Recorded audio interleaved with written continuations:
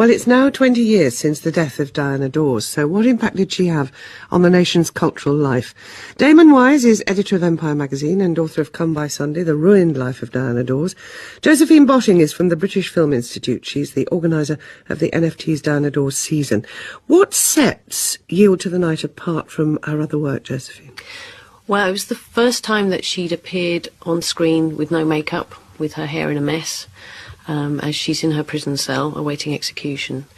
And the first time that she was given the chance to really show what she could do. British cinema didn't really know what to do with Diana Dors, as Hollywood, gave Marilyn Monroe parts that suited her, whereas Diana Dors very often had small parts in films. This was really her first proper starring role, and the first time that she could show that she actually was a good actress, and she got very good reviews for it. Damon, how did her birth and her upbringing influence her future career? Well, basically, she had a very kind of drab middle-class upbringing. It wasn't deprived by any means. She was just kind of a bored teenager, and I think it was growing up in post-war Swindon. Her mother used to take her to the cinema like once, twice a week, even to take her away from school to do it. And she just was bored, I think, and then that's suddenly the kind of not that Swindon is a terrible place, but it's also very quiet, and for a restless girl, it kind of spurred her on to be something that she'd only ever seen on a movie screen. Now, she trained at Lambda. How did she make herself stand out? Well, physically with gaffer tape, according to some reports. She knew she was pretty. She used to enter beauty contests, and she had a very pushy mother. She knew what her assets were, and her hair was one of them. I mean, she got gradually blonder and blonder. She claimed she predated Marilyn Monroe with the blonde hair, but she didn't with the platinum, but she certainly used her hair to stand out. But was this title, Josephine, the English Marilyn Monroe, a help to her or a hindrance? I think it was both in some ways. I mean, I think obviously she was a fantastic publicist. Her and her husband were great at getting in the papers, and that was really what her career was built around. It was much less about her artistic potential, but she could get her name out there, and consequently she very often had star billing in a film, whereas the part was actually very small. So I think in some ways it got her in the papers more, but I think ultimately it wasn't helpful in her career. She's seen as sort of typical of post-war Britain. How does she typify that era, Dame? It was a kind of reaction to the post-war austerity, really. I mean, I think she kind of represented I think it was in 1951, Chanel revealed the new look in Paris with lots of fabric, whatever. It was kind of a kickback to, the new Edwardians, that sort of stuff. She was not slow to see that the times were changing, and she got in there first. Why was she not more celebrated? I mean, it's often said, I think, that Britain only realised they'd lost a national treasure when she died. Why was that? I think in the last 2 years of her life, basically her career evolved over the years. She was in cinema in the 50s and TV as well, very early on.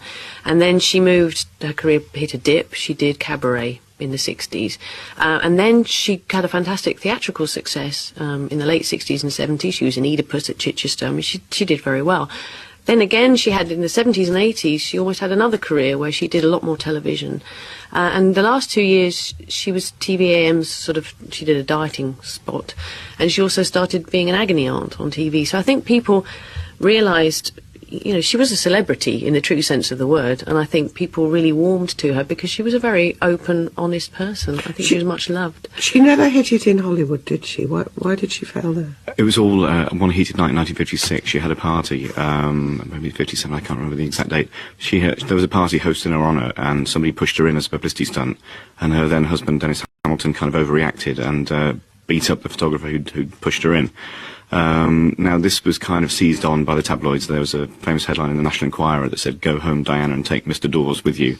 That incident she always blamed that incident, but I think there was more to it than that. I think she was signed to RKO, which is a very small studio at that point, and they just didn't have a place for her. So I think she used that as an excuse to get away from Hollywood and say, well, it was all because of that night, when in fact, had she hung around, there would have been nothing for her, and she'd had to make a more ignominious exit. She died early, and it's always said that if a beautiful blonde woman dies early, she will be immortalised, as indeed was Marilyn, as was Jane Mansfield. Why did that not happen to Diana? She died a little too late. had she died 20 years earlier. I mean, this is the tragedy. She made herself a little too much part of the furniture. She was not exotic because she didn't go to the States. She was here where we could see her on TVAM. And, you know, exotic blondes die in mysterious places very young. They don't live to a sort of, you know, homely age. I mean, she was 52. It's not... it's young. Oh, yeah, but... no, I'm saying it's not sort of, you know, you kind of, you know, your Mansfields, your Monroes, kind of 30s. That's when, you know... But she became a bit too close to home, and everyone became a bit too familiar with her, really. Is that the problem, do you think? I think so, yeah. I think the point Damon made that she wasn't that young, and she was very glamorous, but she was more a mum type, I suppose, by then. As I said, she was an agony aunt, and people felt that they knew her, I think, in a way. She had, you know, had become very familiar, and she was on the TV all the time. I mean, you couldn't escape her, really. It was very tragic, wasn't it? Because her husband was absolutely devastated by her death. It was a very dependent relationship. I think he was much more dependent on her than she was on him. I think this was not the husband who was in Hollywood. This was Alan Lake. No, this was Alan Lake. Yes, fine. He was very turbulent relationship. She's tried to leave him at least one occasion, but she kind of knew what would happen. Yeah, it was very sad in those terms. Because he committed suicide. Yes. Very soon after she died. In his son's bedroom, which I've never really understood. I don't know if anyone will ever understand quite what was going through his mind at the time. Now, you worked on the film about her Millions. Yeah. You were one of the researchers on that, Damon. Is there any progress on what happened to Diana's Millions? I've yet to hear back, but I suspect the answer is the money's gone. I mean, it's interesting that this sum of £2 million is the sum that they're looking for. I think that's part of her myth, that part of her success is that she made people think that she was likely to have £2 million missing pounds, when in fact the reality is a few 100,000, if that. But if it's still around, it's in delinquent accounts opened by other people in her name, or in an assumed name. And I think the two people who know the truth are now dead, Alan Lake, Diana Dors. I mean, she was a past master at hiding money from the taxman.